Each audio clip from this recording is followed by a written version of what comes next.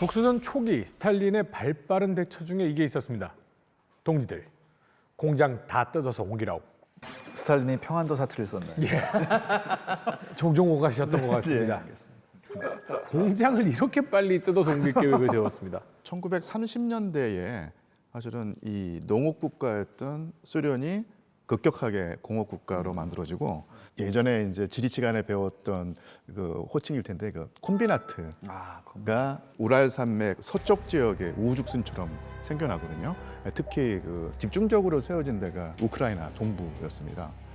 그런데 지금 독일군이 파죽지세로 유럽 러시아를 점령하고 있으니까 이걸 빨리 이제 옮겨야 되는데 이때 군수 공장을 주로 당연히 소개를 할 텐데 그 숫자가 2,500개예요. 쉽게 말하면 우리나라에서 포항제철이라든지 여수화학단지 정도의 공장 2,000개가 넘는 것을 한꺼번에 뜯어서 철도에 실어서 수천 킬로미터를 이동해서 옮겨 놓는다는 얘기인데요. 기차가 어마어마하게. 예.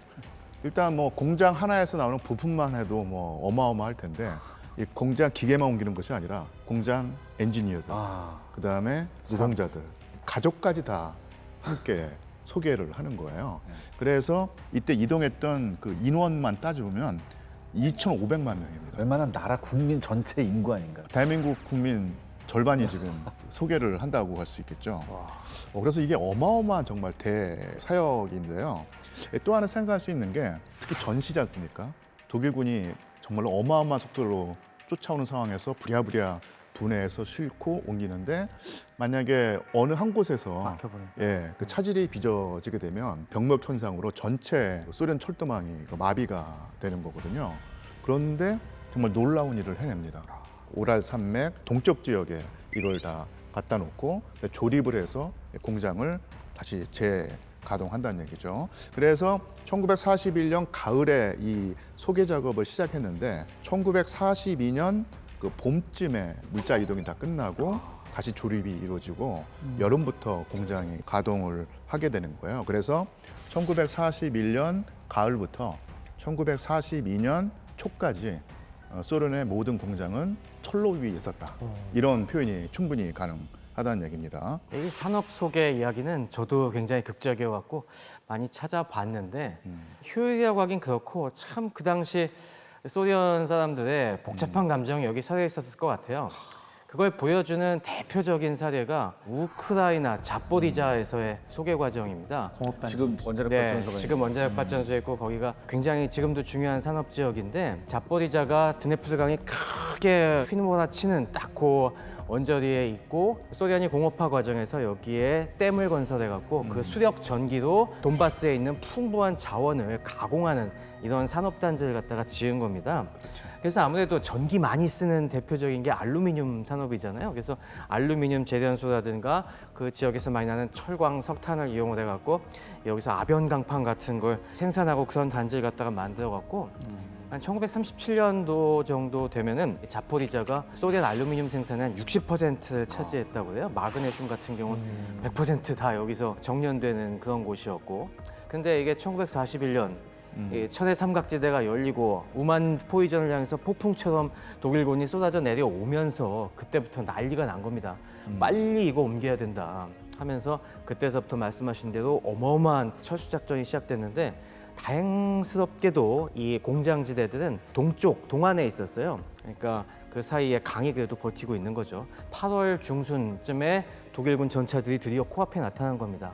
그래갖고 8월 18일에 소련군이 어떤 일을 저지르냐면은 댐을 폭파시켜요. 독일군이 건너오지 못하게 시간을 벌려고 그 댐을 예고 없이 갑자기 폭발시켜갖고 여러 가지 설이 있긴 한데 주민들을 소개시켜야 되는 그 하류에 있는 주민들에게 알리지도 않고 이걸 폭파시키는 바람에 그 하류 주민들과 퇴각해오는 병사들이나 그런 사람들이 2만 명, 3만 명이 죽었다, 수몰되었다 뭐 그런 얘기가 있습니다. 어쨌건 그 바람에 이 어마어마한 물이 쏟아져 내려가니까 독일군이 더 이상 강을 도하지 못하고 그 사이에 계속 이걸 실어 나른 거죠.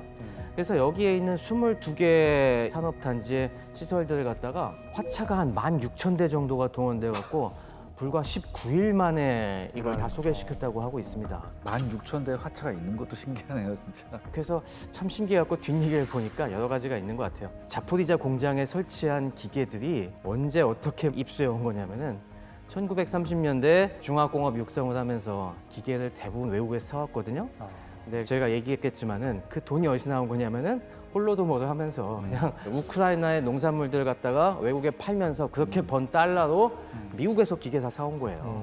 자포리자 공장에서 일하는 사람들에게는 어떻게 보면은 우리 바로 이웃 주민들의 수많은 피로 사온 그런 기계거든요. 그러니까 이건 체제의 문제 떠나서 이 소중한 기계들을 갖다가 어떻게든 적의 손에 넘겨주기 전에 빨리 피난시켜야 되는, 어떻게 보면 피부치 같은 그런 느낌이 들지 않았을까, 제가 그 생각을 해요. 그래갖고 정말 말도 안 되는 속도로 기계들을 무시무시하게 뜯어갖고 계속 나르는데 그 과정이 꼭 이렇게 원만하게만 된 건 아닙니다. 아까 교수님께서 얘기해 주신 것처럼 엉키지 않게 계속 왔다 갔다 해야 되는데 쉽지 않을 것 같은데. 어떻게 이렇게 시간표가 짝짝 맞겠습니까? 그러니까 철도교통이 막힐 것 같으면은 그냥 목적지까지 안 가더라도 중간에 대충 내리는 거예요. 일단 내려놓고 사람들도 내려놓고 아무것도 없는 벌판에 내려갖고 그냥 그 기계를 갖다가 다음 기차가 올 때까지 그냥 어떻게 지키느라고 그 눈비 맞는 거 다 털어가면서 진짜 고생했다는 얘기들도 많이 들리고, 이게 되게 옮겨간 지역들이 뭐 일부 지역은 기존의 우랄 산맥이나 시베리아 쪽에 조성해 놓은 그 공장들에 얹혀 놓은 것도 있지만은 땅만 정해 놓고 여기다 공장을 옮긴다 실시 그렇게 해놓고 기초공사나 이런 것도 없이 그냥 그렇죠. 던져놓은 것들도 되게 많아요. 그러니까 세계를 창조하는. 그죠. 그러니까 공장 기초를 갖다가 만들면서 하는데 그 당시 상부에서 내려보낸 지침이 뭐냐면은 공장 재가동을 최우선시로 해라. 안전이고 뭐고 바람 맞고 비 맞고 하는 거는 건물은 그 다음이다. 그러니까 기초만 완성이 되면은 그냥 거기다가 기계 갖다가 얹어놓고 가동부터 시키라는 거예요. 그러니까 지붕도 없이 그 1941년 겨울에 쌀랑눈 맞아가면서 그거 가동시키고 그렇게 되면 또 다 그 젖으면 기계는 닦아야 되잖아요. 그럼 또 와서 다 닦고, 근데 그걸 하는 사람이 남자들은 다 전선에 나갔으니까 대부분이 여학생들이나 뭐 이제 주부들이 엄청나게 동원돼서 그런 일을 했다고 그러고, 그것 때문에 참 여러 가지 사고도 많이 나고 정말 많은 사람들의 피눈물이 있었다고 하더라고요. 그 당시 사진을 보면요, 정말 그 노천의 덩그러니 기계만 있는 거예요. 겨울에. 예, 예. 여성 노동자들은 거의 토굴이나 운막집에 삽니다. 제대로 된 집이 있을 리가 없으니까요. 그래서 봄에 이제 소개가 끝났고 공장을 다시 가동해가지고 풀 가동을 했을 때가 이제 초가을 때였거든요. 이때 바로 이제 스탈린그라드 전투가 정말로 본격적으로 벌어질 때였는데, 스탈린그라드 전투에서 소련군이 승기를 잡을 때하고 이 소개된 공장이 풀 가동을 시작한 시기하고 정확히 겹칩니다.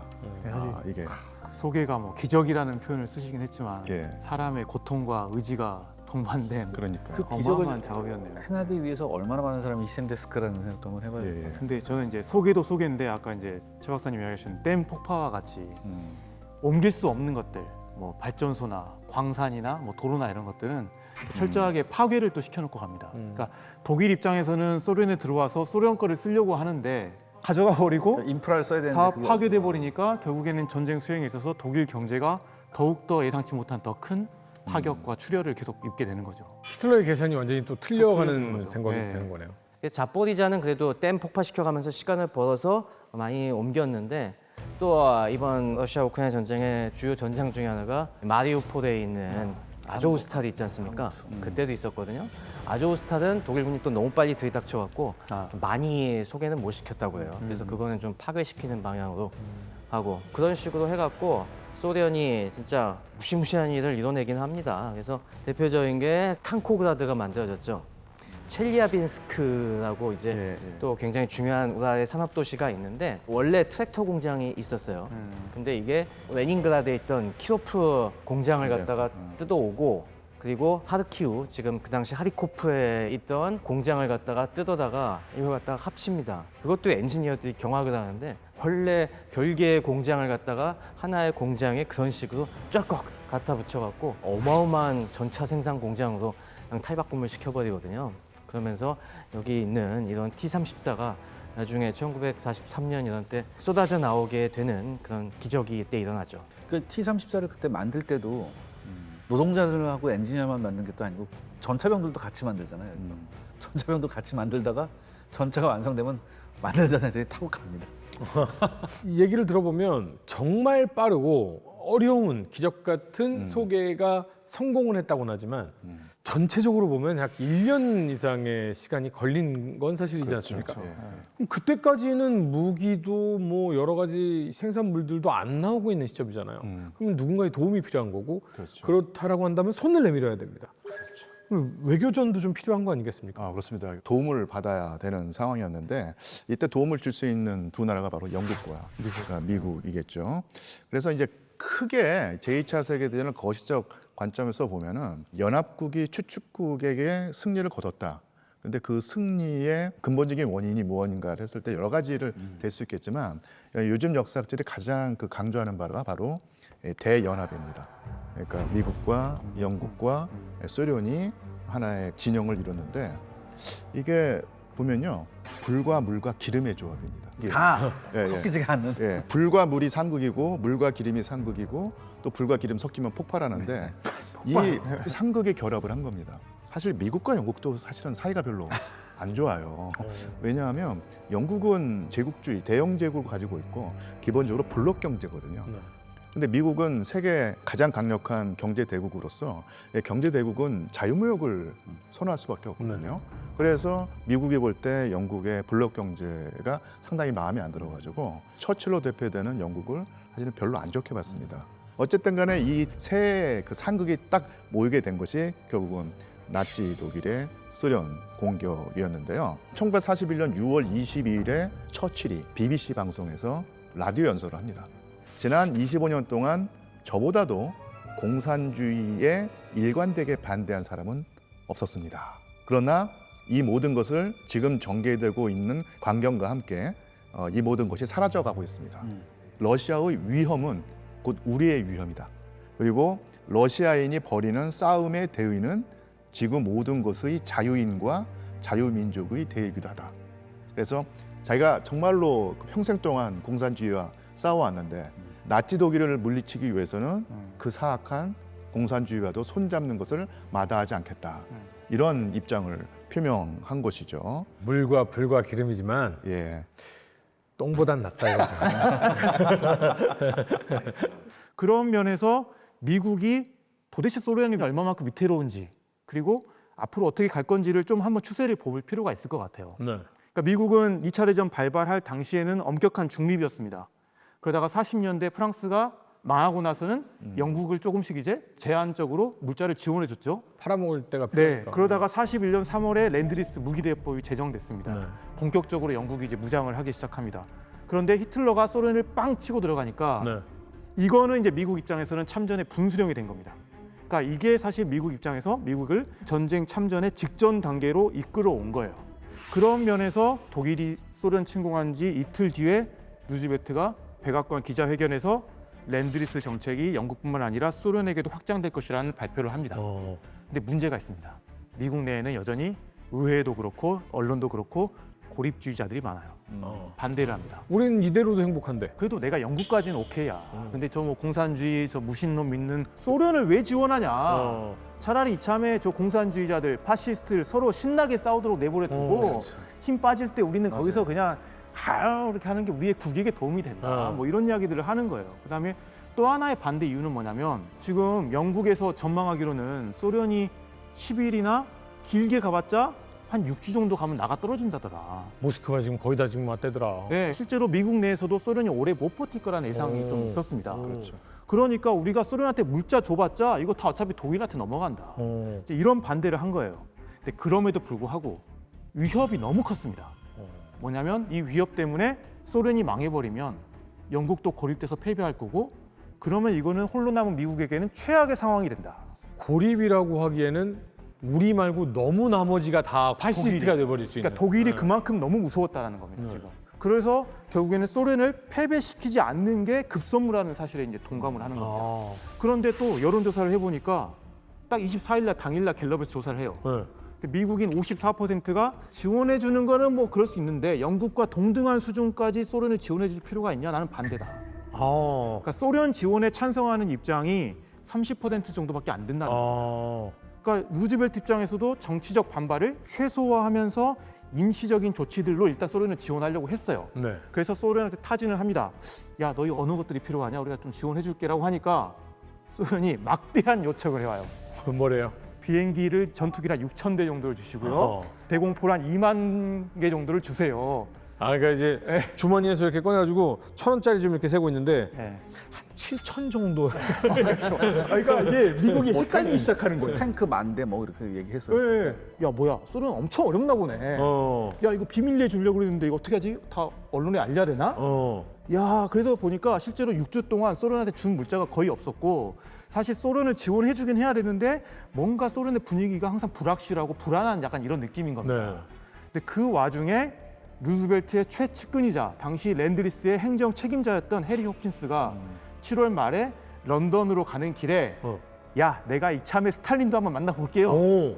라고 하면서 스탈린을 만나는데 사실 목적 자체가 외교적인 합의를 체결하는 게 아니라 네.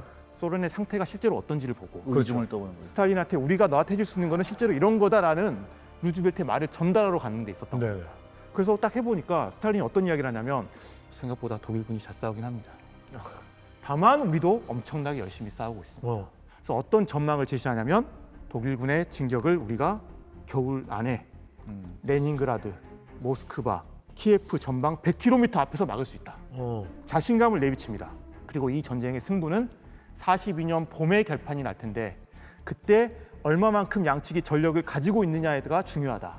그렇기 때문에 미국 너희는 우리한테 지원을 해야 된다. 지원을 해주라는 걸 이야기를 합니다. 그러면서 어떤 리스트가 필요한지를 다 이야기를 합니다. 그런데 여기서 제가 문서를 실제로 봤는데요. 네. 가장 흥미로운 부분은 For the President라고 써져 있는 부분이에요. 대통령만 보세요예요. 이거를 스탈린이 쓴 거예요. 아니요, 그 호킨스가. 호킨스가. 근데 이걸 스탈린이 이렇게 이야기한 거예요. 야, 이 부분은 좀 민감한 이야기니까 다른 사람한테는 이야기하지 말고 루즈벨트 대통령한테만 전해주세요라고 하는 이야기입니다. 네.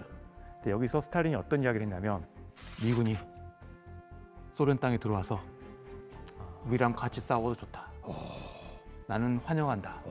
그리고 그럴 경우에는 미국의 독자적인 작전권을 보장해주겠다. 이거는 스탈린으로서 어마어마한 이거는 모두 다 내준 거네. 아 이거 진짜 되게 쇼킹한 이야기입니다. 그러네요. 왜냐하면 스탈린이 항상 그 서방을 불신으로 보고 외국 군대가 오는 거에 대한 노이로제가 있던 사람이 상상 이상의 제안을 해준 거잖아요. 그러네요. 사실 이만큼 독일에 대한 두려움이 실제로 투영되어 있다라고 볼 수도 있고요. 근데 더 재밌는 거는 여기서 호킨스가 죄송합니다. 제 임무는 파병 이런 게 아니고요. 참전 협의 이런 게 아니고요. 보급 문제에 한정되어 있습니다. 라고 하니까 스탈린이 바로 메시지의 초점을 바꿔버려요. 그러면서 지원을 해주세요. 그러니까 스탈린이 확실하게 본인이 원하는 거는 무자 지원이다라는 것을 앞에 탁 치고 이걸 정확히 던져버리는 겁니다. 그러니까 너희들이 원한다면 이렇게도 우리는 양보할 수 있다. 네, 그렇죠. 그런데 우리가 원하는 것은 이것이다. 네. 그리고 또 재밌는 거는 미군이 참전하기만 한다면 독일이 금방 무너질 것이다 이런 이야기도 해요. 독일은 안에 문제점들이 많고 미국은 우리 자유를 대표하는 나라인 만큼. 네. 그러니까 미국의 위상을 위신을 어때 한번 더 올려주고. 시켜주는 그런 부분도 있고 결국 호킨스가 스탈린을 면담한 결과가 미국과 영국에 남아있던 소련 특히 스탈린에게 있었던 그 의구심을 해소하는 데 상당한 기여를 하게 됩니다. 그리고 호킨스가 돌아오는 길에 캐나다 앞바다에 떠 있었던 영국의 프린스 오브 웨일스에 갑니다. 왜요? 왜냐하면 여기서 바로 루즈벨트랑 처칠이 모여서 회담을 하고 있었고 이 회담에서 대서양 헌장이 발표됐거든요. 그리고 루즈벨트와 처칠이 호킨스가 스탈린한테 제안한 그 내용을 그대로 공식화한 서한을 작성해서 이런 논의를 하기 위해서는 우리가 모스크바에서 3국 회담을 해야 됩니다라고 네. 제안을 했고 실제로 8월 말에 개최가 됐고 이때 1차 프로토콜, 1차 합의서가 만들어집니다. 그때 미국이 소련한테 약속한 게 뭐냐면 앞으로 매달 항공기 400대, 전차 500대, 트럭 1만 대를 제공하겠다는 약속을 하게 됩니다. 사실상 이 약속이 이제 소련에 대한 본격적인 무기 제공, 장비 제공, 랜드리스의 시작이었던 거죠. 제가 질문 하나만 해도 될까요? 네. 굉장히 흥미로운 내용인데 이거 뭔가 세미나에 온 것 같은데요. 우리 원래 역전자방 장난- 자유롭게 얘기하는 거 장난입니다. 아닐까요? 네. 까먹었잖아 이 양반. 일단 그렇게 되면 소련군이 그러니까 스탈린이 얘기했잖아요. 어디서 막겠다. 우리가 독일군을 저지하는 모습을 보여주겠다.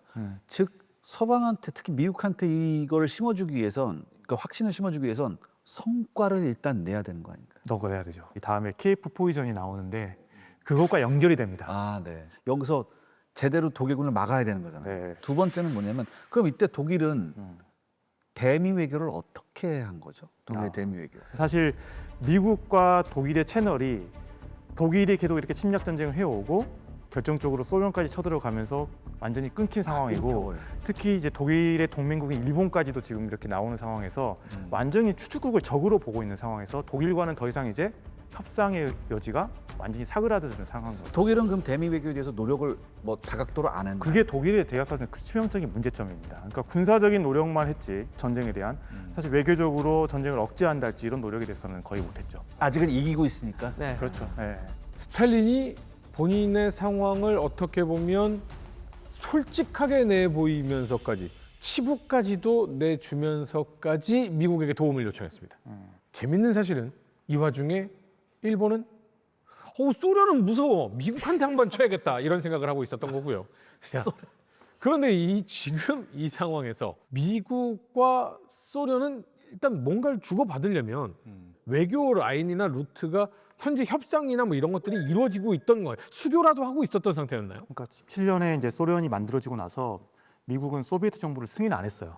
근데 사실 윌슨 정부였잖아요. 윌슨 정부는 러시아가 지고 있던 채무 이행을 볼셰비키가 이제 거부를 했었고, 그래서 또 기존에 있던 여러 가지 국제 조약도 부인하고, 또 혁명 이후에 러시아 안에 있는 미국 자산을 국유화시키면서 불만이 엄청나고. 모라토리움 이상의 것을 지금 하고 있었던 거네요. 그렇죠. 그래서 미소 외교 관계가 단절된 상태로 계속 가는데 20년대 내내 어떻게 보면 양국은 제한적인 경제 교류 정도는 있었습니다. 하지만 미국 정부가 공산주의 정부는 우리가 승인할 수 없다라는 원칙을 계속 고수를 했고, 그래서 결국 미국은 서방 열강 중에서 가장 늦게 소련을 승인한 국가가 되게 됩니다. 그런데 소련을 이제 국가로 승인하게 된 결정적인 전환점은 33년에 역시 루즈벨트가 집권을 하면서였는데, 사실 루즈벨트는 이념적인 이유가 아니라 전략적이고 그다음에 경제적인 이유 때문에 소련과 외교 관계를 맺게 됩니다. 근데 전략적인 부분은 뭐냐면 당시 이제 미국의 가장 큰 잠재적 위협, 그리고 미국 입장에서 유일하게 월 플랜 자체를 만들어놨던 나라 일본입니다. 일본을 동아시아에서 소련이 견제할 수 있다. 그러니까 일본의 평창을 소련이 견제할 수 있다라는 전략적인 이유가 있었고요. 또 하나 이제 경제적으로는 역시 이때 미국이 대공황으로 침체돼 있었기 때문에 소련이 미국의 새로운 수출 시장이 될 수 있다라는 그런 판단이 있어서 양 국가가 33년 11월에 이제 공식적인 외교 관계를 맺게 되는데, 협력 분위기가 오래 못 가요. 문제가 생기는데 결정적으로 38년에 39년 그 홀로도모르 소련 스탈린 대숙청과 같은 것들이 미국에도 계속 들어오면서 공포와 이제 이런 것들이 조성이 되는 거잖아요. 그래서 반감이 크게 올라가게 됐고, 그리고 나서 결정적으로 소련과 독일이 불가침 조약을 맺었을 때, 그때 미국 내에서 소련의 신뢰를 완전히 붕괴시키면서 미소 관계가 최악으로 떨어졌어요. 소련도 밉지만 독일은 저거는 인간들도 아니한데. 근데 두 인간이 손잡았네. 역시 소련 놈들 역시 상종할 놈들이 안 되구나. 이런 생각을 하게 됐는데 41년 6월에 독일이 소련을 침공하면서 상황이 완전히 반전됐던 거죠. 그럼 미국인들은 약간 지금 느낌은 네. 아니 뭐 우리가 그렇게까지 해야 돼라고 한 30% 지지였지만 그렇죠. 70% 미국인들은 약간 이런 느낌이네요. 아이고 고소하다. 그래 니들끼리 잘 싸워봐라. 약간 이런 느낌도 있겠네요. 20%는 무응답인데 최소 제가 봤을 때는 50% 정도는 뭐 굳이 소련한테 그만큼 지원해줘야 돼? 약간 이런 느낌이었던 거죠. 근데 그거는 결국 그 전에 이어져 왔던 소련에 대한 불신과 이런 있겠네요. 것들이 이제 계속 그러면 정착된 결과죠. 루즈벨트의 복심을 어느 정도는 알고 있지만 스탈린이 솔직히 내 패를 까보이는 것만으로는 안 된다. 미국인들의 마음을 그렇죠. 저 소련을 미워하는 마음을 돌리려면 바꿔야 된다. 유화 정책을 써야 된다. 이런 건 스탈린도 좀 계획을 세워야 될 거 아닙니까? 예, 스탈린도 뭐 사실 정말 만만치 않은 사람이어서 네. 그 루스벨트의 마음을 얻으려는 노력은 당연하고요. 미국이라는 나라가 결국은 대중 여론에 의해서 움직이는 나라는 속성을 알고 있기 때문에 네. 미국 일반 시민들에게도 환심을 사려고 노력하는데요. 여기서 놀라운 사실이 그러니까 미국이 소련에게 반감을 가지고 있는 가장 큰 이유가 공산주의 국가라서 나기보다는 저 나라가 신을 부정하는 그러니까 무신론 국가였다는 건 더 크게 작용을 한 거예요. 동방 종교에 뭐 그래도 스탈린이 집권한 다음에 러시아 교회, 정교회를 엄청나게 탄압을 하고 어쨌든 간에 그 무신론이라고 하는 것을 국가의 이념으로 표방을 했기 때문에 여기에 반감을 가진 미국인이 많았다는 얘기죠. 그래서 스탈린이 교회에 대한 입장을 바꾸는 정책을 취합니다. 종교 탄압을 멈춰요? 그렇죠. 6월 22일에 나치 독일이 소비에트 연방을 공격했다는 사실이 알려지자마자 네. 엄청난 탄압을 받아가지고 지하에 숨어 있거나 명맥락을 유지하던 러시아 정교회에서 이제 쉽게 말하면 가톨릭의 교황에 해당하는 인물이 그렇죠. 그 수도 대주교, 총대주교 이런 직책에 있는 분인데요. 이분이 신자들에게 회칙을 발표합니다. 그러니까 모든 힘을 다해서 소비에트 연방을 구해야 된다. 대러시아의 예. 부활이네요. 그럼 스탈린은 어떻게 했어요? 예? 그때 그렇게 정교회 수장이 이렇게 했는데 스탈린은 그러면 이거를 어떻게? 그러면서 물론 좀 시간이 이렇게 좀 지나긴 하지만은 지금까지 그 허용하지 않았던 예배를 허용하고요. 교회를 세워주고요. 또 하나 뭐 우리나라에 뭐 추기경쯤 되는 네. 그 직책이 있는데 이거를 10년 넘게 후임을 뽑지 못하도록 네. 하다가 너희가 원하는 사람을 뽑아서 교회 조직을 재건하라 이렇게 되는 거죠. 정교회 후계자를 인정하고 예. 교회의 재건을 허락하고요. 약간 나중의 일이긴 한데 서방 언론과 인터뷰를 하면서 이렇게 말을 합니다. 나도 내 나름의 방식으로 하나님을 믿습니다. 하나님을 믿는다 그랬다고. 네. 생각보다 굉장히 유연한데. 예. 진짜. 그리고 그 소련 공산당의 기관지가 프라하브다지인데 프라하브다지에 하나님이라는 단어가 실리기도 합니다. 진짜 놀랍다. 그러니까 네. 그러니까 이런 식으로 교회와 사실 국가 권력의 결탁이 다시 처음 알았다. 이루어지는데요. 그래서 한 가지 그 에피소드만 말하자면 전선으로 떠나가는 어떤 열차역에서요. 선전 방송에 나오니까 소련 군인이 그 방송을 듣자마자 어떻게 하냐면 스탈린이라고 외친 다음에 성호를 그었다는 겁니다. 이게 이제 두 가지가 겹쳐 있는 그렇죠. 거죠. 예. 그러니까 뭐 미국 여론이 뭐 우리가 다 알다시피 나중에 이제 진주만 공격 이후에 완전히 돌아서고 단합하게 되는데 사실 이 시점부터 보면은 이미 이제 나치 독일을 악마화하고 있고 반면에 이제 소련의 계속 영웅적인 어떤 그런 행동들 네. 이런 것도 이제 프로파간다나 신문에도 계속 이제 이런 식으로 여론을 이제 형성하려고 노력을 하죠. 여러 가지 저희가 이야기들을 빌드업으로 쭉 해왔습니다만 단순히 진주만 폭격이 미국의 참전을 가지고 왔다? 아닙니다. 여러분, God bless 아메리카요? No. God bless 소비에트. 스탈린이 외쳤습니다. God bless 소비에트. 그리고 미국인들은 얘기하기 시작했습니다. 야, 스탈린 하나님 믿는데 과연 이 전쟁은 어디로 갈까요? 다시 전장으로 복귀해 보도록 하겠습니다. 1941년 8월 히틀러의 1순위 타깃은 우크라이나의 심장 키예프입니다. 중부군도 우회전을 해서 틀었습니다. 이제는 포위 선멸전을 노리고 있는데 소련 군부도 키예프를 방어할 재정비 필요하지 않겠습니까? 네, 자, 이미 7월 말에 키예프 돌출부가 형성이 됐습니다. 지난번에 우리 기억나시죠? 돌출부 튀어나온 네. 거. 위로는 독일의 중부 집단군이 있고 남쪽으로는 독일의 남부 집단군에 의해서 이미 반포위 상태라고 보시면 됩니다. 네네. 그래서 이때 전선을 시찰한 참모총장, 그러니까 총참모장 주코프가 스탈린하고 만나요. 그러면서 그 자리에서 이거 안 되겠습니다. 철수를 건의합니다라고 하니까 그럼 키예프를 내주자는 말이냐? 아, 네 맞습니다. 스탈린이 격분을 하게 됩니다. 키예프 포기라는 말에 격분을 하면서 야 이씨 헛소리 짓거리지 마라. 이 말 하니까 주코프가 만약에 그걸 정말 헛소리로 생각하신다면 당장 나를 자르라고 이야기합니다. 그러니까 주코프도 사실 한 성과를 하는 사람이잖아요. 그러니까 스탈린이 정말 자릅니다. 총살은 안 시켰네. 네. 스탈린이 지금 이런 상황이면 여기 있는 소련군 어떻게 해야 됩니까? 당연히 키예프를 지켜야 하는 결사적으로. 네, 상황인 겁니다. 그런데 키예프 도시 자체를 요새화하기보다는 사실 여기서 중요한 거는 키예프 전선 그 돌출부를 다 방어하자는 입장인 겁니다. 그러니까 한마디로 키예프 도시는 그 방어의 작전 거점에 불과하다. 왜 이런 생각을 했을까라는 걸 놓고 보면은 스탈린, 특히 스타프카는 독일군 주공이 모스크바를 지향할 것으로 생각을 합니다. 그렇기 때문에 이 돌출부가 있어야지 독일군을 압박을 하면서 오히려 독일군이 모스크바 쪽으로 못 오게 할 수 있는 효과가 있잖아요. 네. 그런 거 하나. 또 하나는 7월 말에 호킨스가 와서 스탈린하고 이야기할 때 스탈린이 그랬잖아요. 키예프 전방 100km 앞에서 우리는 막을 것이다. 자기한테 뱉어놓은 말이 뱉어놓은 말이 있는데 그 뭐 당연히 지켜야 되는 거 이거 안 아닙니까? 지켰다가 미국 안 도와주면 어떡해? 그렇죠. 예. 그리고 가만히 생각해 보니까 막을 수 있을 것 같은 거예요. 그게 뭐냐면 정면인 이 서쪽에서는 폭이 좀 좁습니다. 그러니까 우리 편의 병력 집중이 가능하고 또 이르젠강도 있고 또 벙커와 요새화 구간들이 있는 스탈린 선입니다. 그러니까 여기서 충분히 우리는 막을 수 있겠다는 판단이 섰던 거고요.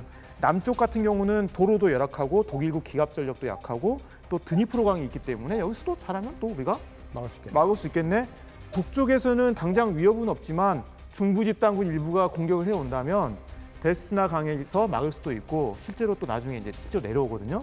그때 이제 소련이 뭘 만드냐면 에로멘코가 지휘하는 브리안스크 전선군을 만들어냅니다. 그러니까 여기도 나름 방어를 할 수 있다라는 생각을 하는 거예요. 충분히 돌출부를 유지할 수 있을 것이다. 유지해야만 한다.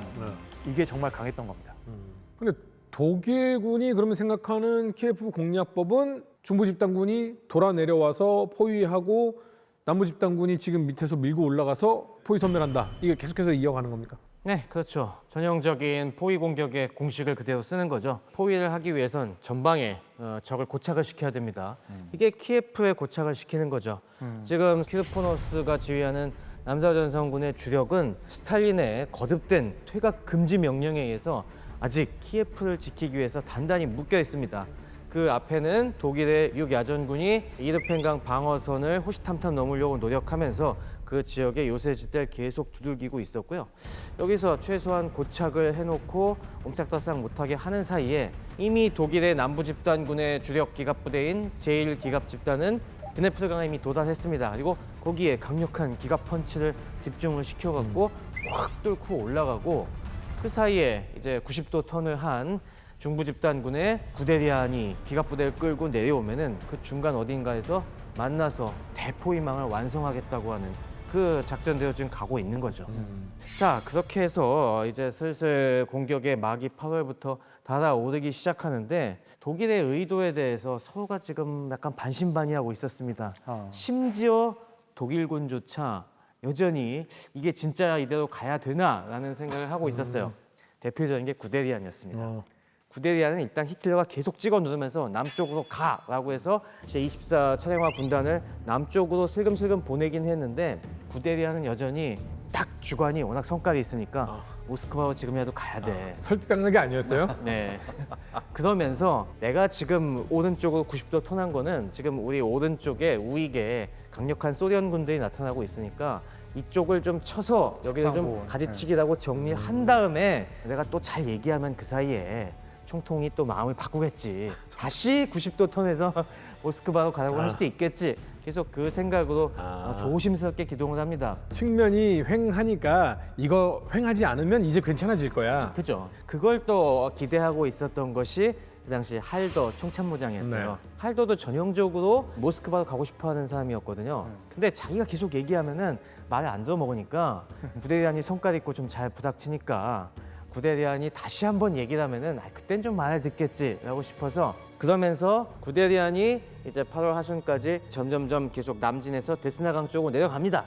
그거에 맞상대하기 위해서 스탈린도 예료멘코의 브리안스크 전선군을 만들어서 여기 없는 병력 팍 끌어 모아갖고 노력을 합니다만은 독일군이 어려움 속에서도 계속 일단 튕겨내면서 8월 24일에는 드디어 데스나강 이 교두보를 전격적으로 장악하는 데는 성공을 해요.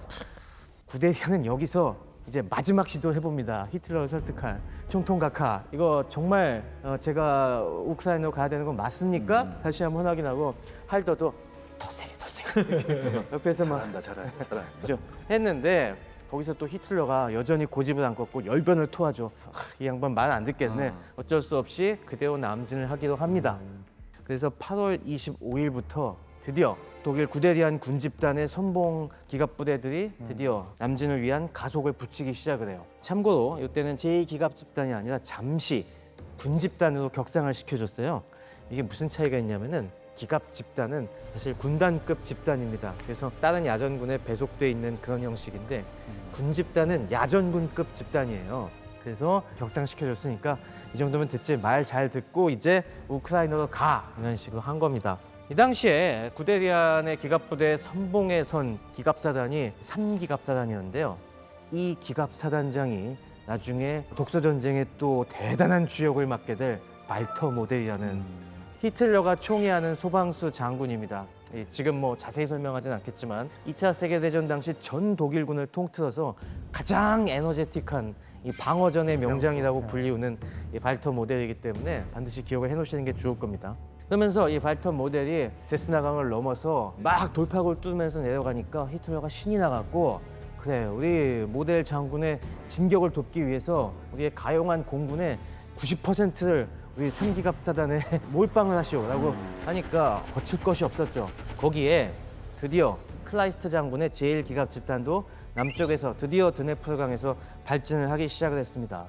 원래 드네프르강은 이 어마어마하게 큰 강인데다가 굉장히 도하기가 힘든 곳이어갖고 교두보를 확보하고 이걸 확장하는데 초반에 굉장히 애를 먹었는데 크레멘추크 교두보에서 총공세를 펼쳐갖고 이미 힘이 빠질 대로 힘이 빠진 소련군 방어 부대를 갖다가 쫙 갈라버리면서 역시 북진을 해 올라갑니다.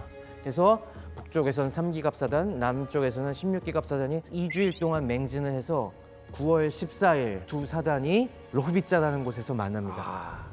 그렇게 되면서 이 쌍물 쌌네요. 네, 이 거대한 포위망이 완성이 돼요. 사실 이 사이에 2주 가까운 시간 동안 남서전선군의 키르포노스 상장도 계속 이거 퇴각을 시켜야 됩니다. 지금 이 키예프에 가만히 앉아 있다가는 이거 다 죽게 생겼습니다. 제가 뚫고 나가겠습니다라고 하지만은 스탈린에게 직보하기도 전에 중간에서 야, 지금 보스께서 하신 말씀 너 기억 안 나? 너 지금 끌려가고 싶어? 너 지금 파블로프처럼 죽고 싶어? 그냥 가만히 거기서 지키고 있어 라고 하는 사이에 독일군이 그렇게 닫아버리고 키예프 앞에서도 육군이 남쪽에서 뚫는 게 여의치가 않으니까 도시를 삥 돌아서 북쪽으로 돌아갔고 그게 지금의 체르노빌을 돌아갔습니다. 그 당시엔 거기 원자력 발전소가 없었죠. 만약에 원자력 발전소가 있었으면은 폭탄을 쏘지 않았을까? 글쎄요. 그때는 혹시 해고염으로 시켜가면서 막지 않았을까 싶었는데 어쨌건 그 지역을 돌아갔고 북쪽에서 뒤통수를 치기 시작을 합니다. 이렇게 되니까 드디어 3면에서 다 돌파가 이루어지면서 걷잡을 수 없이 그 튼튼해 보이던 소련군의 방어선이 무너져 내리기 시작을 한 겁니다.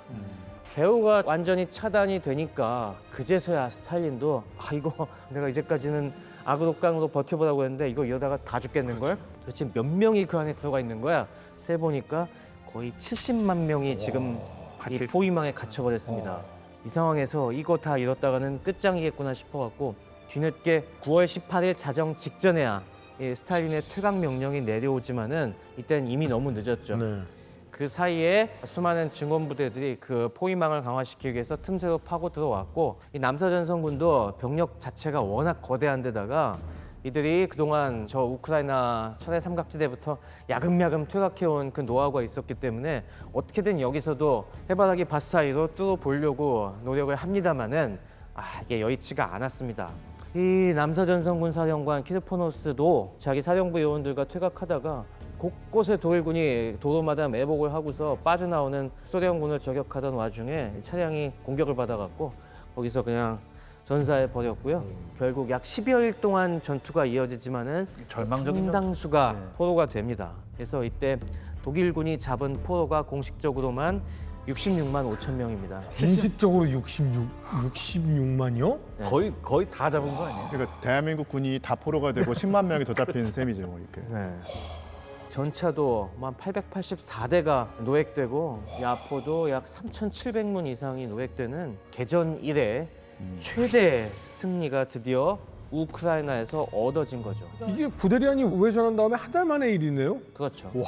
정말 이 키예프 포위전은 바르바로사 작전에서 소련군에게 진짜 씻을 수 없는 참패로 남아 있게 되죠. 자, 하지만은 그 와중에서도 정말 소련군의 저항이 극에 달하긴 했습니다. 우리가 지난 시간에 스탈린의 라디오 연설에서 하나라도 적에게 넘겨주지 말라라는 게 내려왔지 않습니까? 그걸 듣고 특히 당성이 강한 사람들이 모여있는 데가 엔카베르지 않습니까? 이 열혈 공산당원들이 그걸 곳곳에서 실천하기 위한 준비를 해놨는데 대표적인 것이 바로 키예프였습니다. 9월 19일에 드디어 독일군이 방어선을 돌파해서 키예프로 쏟아져 들어왔고 키예프가 공식적으로 함락이 됩니다. 그러면서 독일군은 와 드디어 끝났다 하면서 키예프처럼 유석 있고 큰 대도시에 우리 뭐 사령부 설치해야지. 당연히 오자마자 사무실로 쓸 건물 어딘가? 우리가 저기 찍을래. 너넨 저거 막 하면서 이 좋은 건물 찾기 바쁘고 딱 들어가자마자 짐 펴놓고서 이제 전투의 피로를 씻기 위해서 다들 준비를 하고 있었는데 웬걸 어마어마한 폭발이 일어나면서 와르르 건물이 통째로 주저하는 일이 발생하기 시작을 합니다. 이게 바로 엔카베드의 술책이었어요. 엔카베드가 일부러 건물을 선별적으로 미리 정리를 해놨어요. 그래서 남은 멀쩡한 건물들을 딱 선정해 놓고 그곳이 독일군이 쓰게 유도를 한 다음에 거기는 시한폭탄을 장착해 놓은 거예요. 그 안에 들어앉아 있던 독일군이 건물 통째로 무너져서 몰살되는 이런 일들이 계속 벌어집니다. 9월 20일에 원래 변기창으로 쓰려고 했던 건물부터 폭발이 일어났고 9월 24일에는 키예프에서 가장 좋은 호텔에서 당연히 호텔이니까 장교들이 독일군 고위 장교들이 대거 짐을 풀었을 거 아니에요? 거기서 폭발이 일어나고 역시 독일군 장교들이 대거 폭사하는 일이 벌어집니다. 그것뿐만이 아니라 이런 혼란을 틈타서 군복을 벗고 몰래 민간인 복장으로 남아있던 엔카베드 요원들이 그 틈을 타고 나와서 막 방화하고 정신없는 독일군 쏴 죽이고 하는 일들이 또 이어집니다. 이게 무려 거의 2주일 가까이 계속 이어졌어요. 그러니까 독일 입장에서는 순식간에 지옥이 펼쳐진 겁니다. 그러네요. 독일군도 열이 받아갖고 이것들 뭐야 하면서 순순히 항복하지 않고 이런 짓을 하지 하면서 그때부터 이제 이 공산당원들 다 색출해 하면서 보통 이런 직결 처분 학살이라는 막 이런 식으로 학살도 하고 정말 끔찍하게 보복을 당하게 되죠. 그래서 이 키예프 함락이 어떻게 보면은 독일군에겐 대승이었지만은 이게 이어질 그 독소 전쟁의 그 지옥과 같은 서로 피비린 나는 사륙과 보복의 전주곡이 여기서 펼쳐진 겁니다. 그러니까 전투를 잘하는 것과 전쟁에 승리하는 것과는 분명히 다르다라는 것을 여기서부터 슬슬 이제 알기 시작하는 것 같다라는 생각이 좀 드는데 독일군도 이걸 키예프를 다 점령하고 이제 모스크바로 가야 되는데 피해는 꽤나 큰 것 같습니다. 아, 그렇죠. 9월 말까지 벌써 이제 3개월이 흘렀습니다. 네.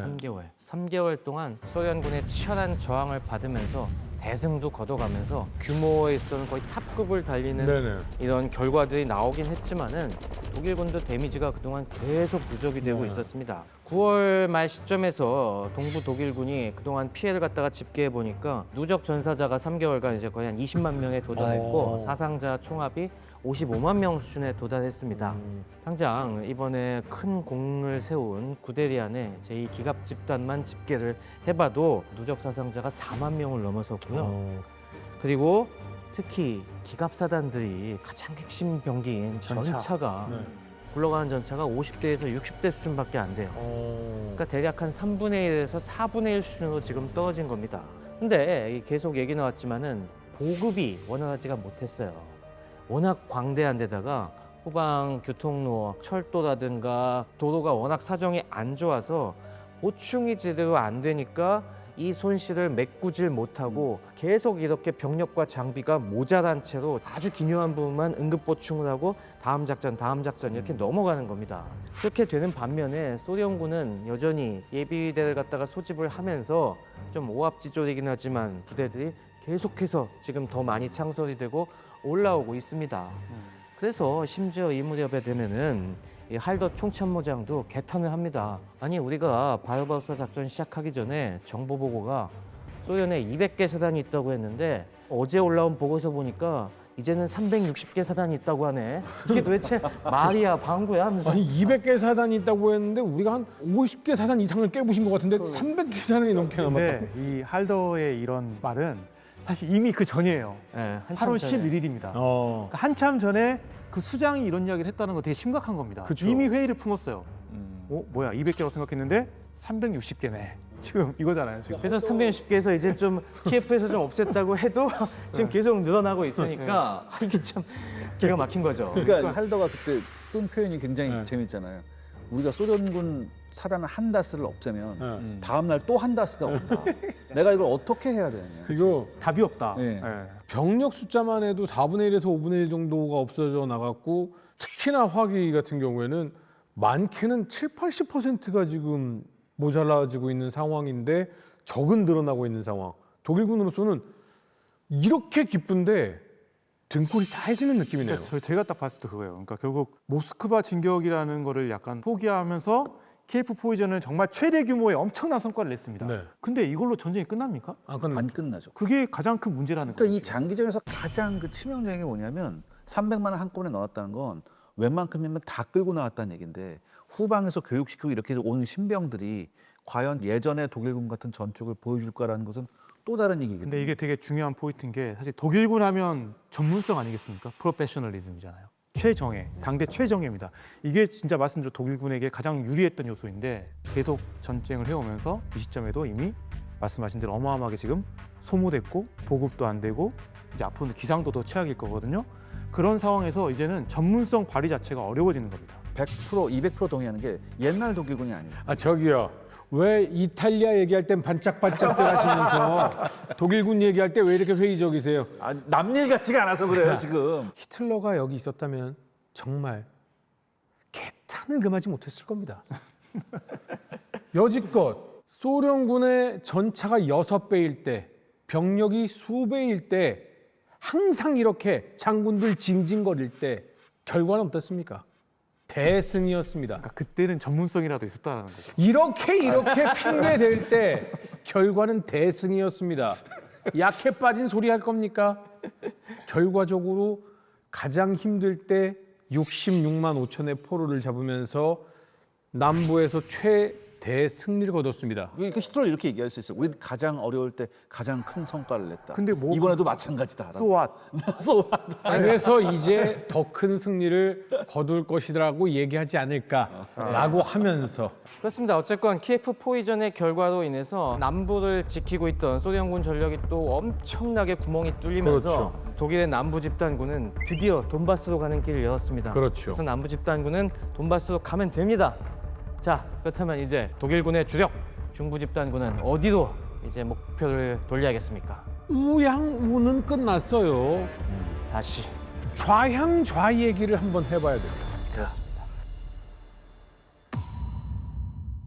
모스크바 가기 전에 레닌그라드 한번 들렸다가 가도록 하겠습니다. 아, 이 정도면은 정말 레닌그라드는 금방 함락하겠구나라고 생각했을지 모르겠지만은 독일군 북부 집단군 4기갑 집단은 저기서 지쳐버려요. 지금 이 기회를 살려야 레닌그라드를 구할 수 있다는 생각이 탁 들면서 그때서부터 스탈린이 가장 총애하는 보로실로프를 갖다가 레닌그라드 방면에 북서 방면군 사령관으로 보냅니다.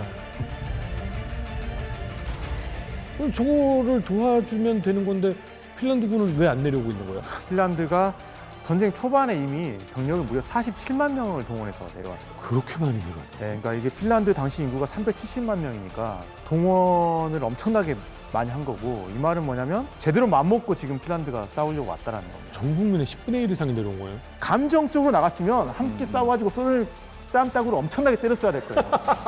근데 사실 그 상황에서도 되게 이성적으로 우리 국가 이익은 뭐지? 생존이다라는 것을 냉정한 마음으로 판단했다라는 부분이, 이건 정말 국가 지도부가 대단한 선택을 했다. 새로운 카드를 하나 얹습니다. 어. 지금 레닌그라드를 끝낼 수 있는 좋은 기회야. 저기 쉬고 있는 호트 장군 일개 군단을 내놔. 새로운 주자들이 들어오면서 차례차례 레닌그라드에서 외부 세계로 향한 생명선들을 끊기 시작을 합니다. 레닌그라드는 이제 우리가 봉쇄를 했으니까 말려 죽이자. 고사작전. 고사작전으로 돌입하게 되는 겁니다.